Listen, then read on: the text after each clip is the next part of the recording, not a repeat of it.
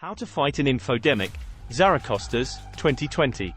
WHO's newly launched platform aims to combat misinformation around COVID-19. WHO is leading the effort to slow the spread of the 2019 coronavirus disease, COVID-19, outbreak.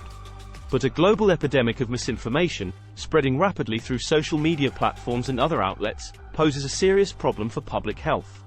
We're not just fighting an epidemic, we're fighting an infodemic, said WHO Director General Tedros Adhanom Ghebreyesus at the Munich Security Conference on February 15.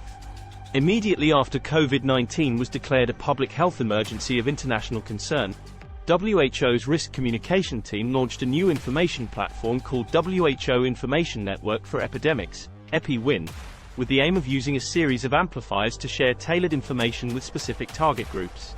Sylvie Briand, Director of Infectious Hazards Management at WHO's Health Emergencies Program and architect of WHO's strategy to counter the infodemic risk, told The Lancet, "We know that every outbreak will be accompanied by a kind of tsunami of information. But also within this information you always have misinformation, rumors, etc. But the difference now with social media is that this phenomenon is amplified, it goes faster and further, like the viruses that travel with people and go faster and further.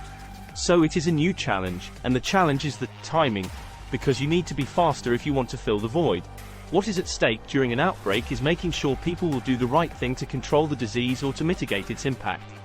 So it is not only information to make sure people are informed, it is also making sure people are informed to act appropriately."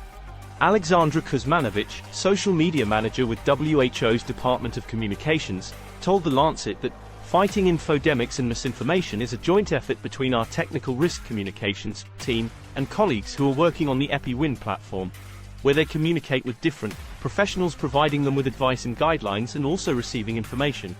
Kuzmanovic said, "In my role, I am in touch with Facebook, Twitter, Tencent, Pinterest, TikTok, and also my colleagues in the China office who are working closely with Chinese social media platforms.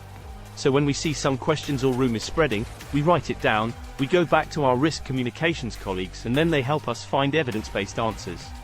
Another thing we are doing with social media platforms, and that is something we are putting our strongest efforts in, is to ensure no matter where people live, when they're on Facebook, Twitter, or Google, when they search for coronavirus, or COVID-19 feet or a related term, they have a box that directs them to a reliable source, either to the WHO website, to their Ministry of Health or Public Health Institute or Center for Disease Control, she said. Google, Kuzmanovic noted, has created an SOS alert on COVID-19 for the 6 official UN languages, and is also expanding in some other languages. The idea is to make the first information that the public receive be from the WHO website and the social media accounts of WHO and Dr. Tedros. WHO also uses social media for real-time updates. WHO is also working closely with UNICEF and other international agencies that have extensive experience in risk communications, such as the International Federation of Red Cross and Red Crescent Societies.